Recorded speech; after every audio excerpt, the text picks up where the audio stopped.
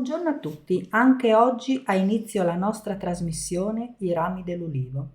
Vi ricordiamo che trasmettiamo da via Castelfranco Veneto 85 in Pordenone.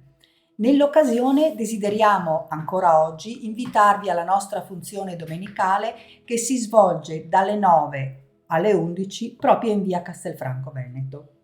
Anche oggi commenteremo insieme a voi un brano della Bibbia. Nello specifico oggi leggiamo Giovanni 15 dal versetto 1 al versetto 5. Vuoi leggere tu, Tiziana?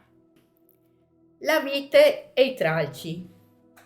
Io sono la vera vite e il Padre mio è il vignaiolo. Ogni tralcio che in me non dà frutto lo toglie via e ogni tralcio che dà frutto lo pota affinché ne dia di più.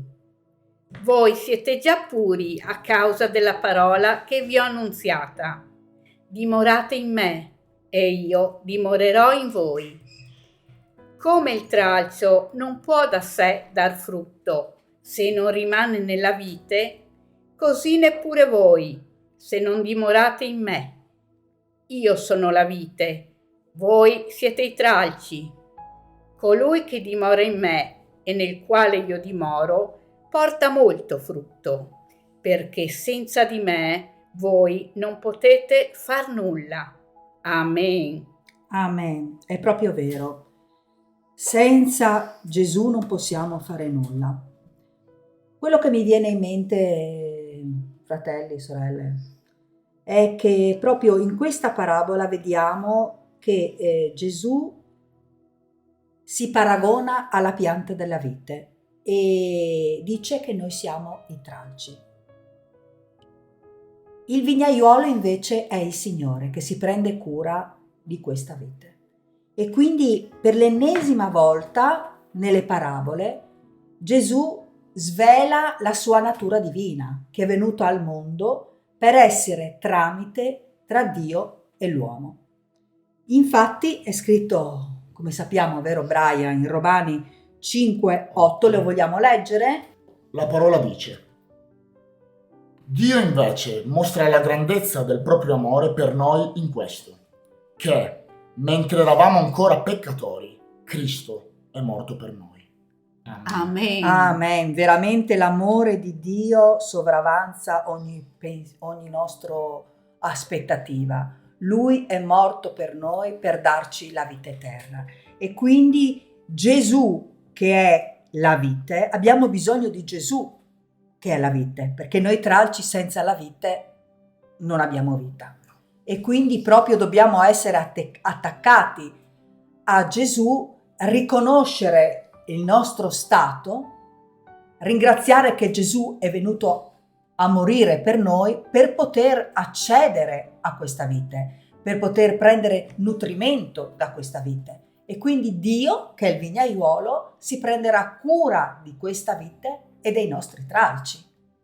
Veramente una parabola piena di significato, perché talvolta noi siamo così, siamo anche un po' presuntuosi, pensiamo di fare tutto da soli, pensiamo di essere talentuosi, pensiamo di essere bravi e quindi noi nella nostra natura conosciamo Dio, amiamo Dio, però così nella nostra natura tendiamo a fare tutto da soli. Ma se non stiamo veramente attaccati a questa vita, non possiamo fare le opere giuste, quelle che Dio ha preparato per noi. Perché sì, è vero, possiamo fare delle cose buone, delle cose meritevoli, che però non sono le cose giuste davanti a Dio, le cose che aiutano il regno di Dio, che è un regno eterno. Non dimentichiamocelo che siamo su questa terra per un tempo, ma c'è una vita eterna e Gesù è venuto per darci la vita eterna, vero Brian? Infatti voglio ribadire quello che hai detto, che è molto importante, e lo ribadiremo spesso nelle nostre conversazioni, nei nostri podcast, nella nostra trasmissione, che Gesù è morto per noi, per chiunque di noi, e tramite il credere nella sua morte e risurrezione noi diventiamo automaticamente figli di Dio, siamo salvati e giustificati attraverso la fede in Cristo. quello che mi ha colpito molto, sapete sorelle, e mi è venuto in mente una cosa, no? Quando la parabola dice che il vignaiuolo, ossia il Signore, pota, il potare sia anche sintomo di arricchire l'uomo di correzioni. Perché a volte l'uomo tende a non volere le correzioni. Chi di noi, per esempio, ama il rimprovero? O chi di noi ama una correzione? Però nel Signore la correzione è simbolo di arricchimento. Significa che il Signore, come la Bibbia dice, rimprovera i suoi figli, perché li ama. Amen. Amen. E questo rimprovero cosa porta? Beh, se viene ascoltato e ubbidito, porta a il frutto dello Spirito, che come vogliamo leggere in Galati 5:22 dice: il frutto dello Spirito invece è amore, gioia, pace, pazienza, benevolenza, bontà, fedeltà, mansuetudine, autocontrollo. Contro queste cose non c'è legge. Amen. Amen. Amen. Veramente poi in questa parabola il Signore ci mostra proprio il suo carattere d'amore, perché quando si paragona al vignaiuolo e Gesù è la vite e noi siamo il tralci, si vede che proprio Lui vuole essere un tutt'uno con noi, vuole avere una comunione, un rapporto proprio d'amore. Ecco, chi ci ama più di Dio, chi ci ama più di colui che ha dato il suo figliolo a morire per noi. E non solo ci ama per questo, ma ci ama e quindi, come dicevi tu, fratello Brian, lui ci segue in tutto il nostro cammino, dandoci delle direttive, dandoci dei consigli e correggendoci, perché un padre buono corregge anche i propri figli. Proprio è un atto d'amore. Proprio questo di paragonare Gesù alla vite e noi i tralci è l'estremo atto d'amore del Signore nei nostri confronti. Quindi dobbiamo sforzarci di rimanere attaccati a Gesù, attaccati a quella croce. Non dobbiamo mai essere presuntuosi, perché ricordiamoci che siamo tutti peccatori. Siamo tutti peccatori anche quando camminiamo bene o presumiamo di camminare bene. Comunque la nostra natura non è buona, la nostra natura è una natura di peccato e quindi veramente dobbiamo ricordarci che siamo stati riscattati e con questa umiltà dobbiamo andare avanti, perché se ci innalziamo troppo abbiamo un po' la tendenza a staccarci da questa vite e i frutti che noi faremo magari andranno bene per il mondo, ma non vanno bene per la vita eterna. Cosa ne pensi tu, sorella Tiziana? Come il tralcio deve essere sempre attaccato alla vite per essere vivo, non può mai staccarsi, perché basta un minuto e muore. Così noi dobbiamo rimanere in Gesù sempre, dimorare in Lui. È uno stile di vita, significa vivere in modo da essere sempre rispecchiati in Lui, con la mano in Lui. E certamente dobbiamo essere sempre attaccati al Signore, mano nella mano, veramente con Lui. E penso che tu hai detto veramente, hai riassunto proprio le cose fondamentali di quello che deve essere il nostro rapporto con Dio. Allora così,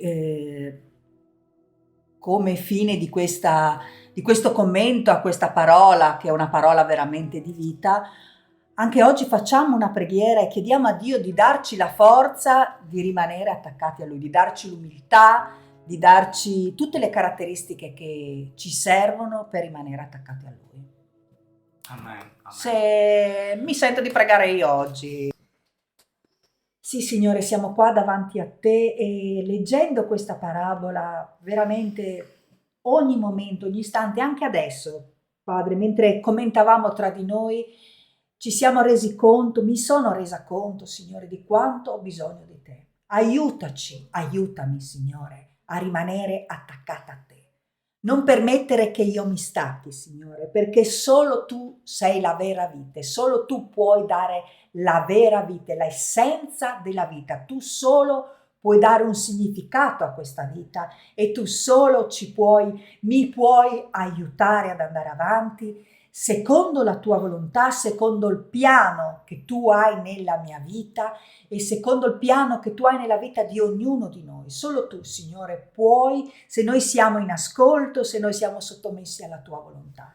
Ti prego, Signore, per me e per i miei fratelli qui presenti, Brian e Tiziana, per i telespettatori, Signore, che desiderano rimanere attaccati a Te, Signore, aiutaci, abbiamo bisogno di Te. Solo questo possiamo dire, Signore, non siamo nulla. Grazie, grazie perché hai mandato il tuo figliolo Gesù a morire per noi, che eravamo peccatori e siamo ancora peccatori, perché la nostra natura è sempre quella, Signore. Aiutaci a stare attaccati a te. Nel nome di Gesù, amen. Amen.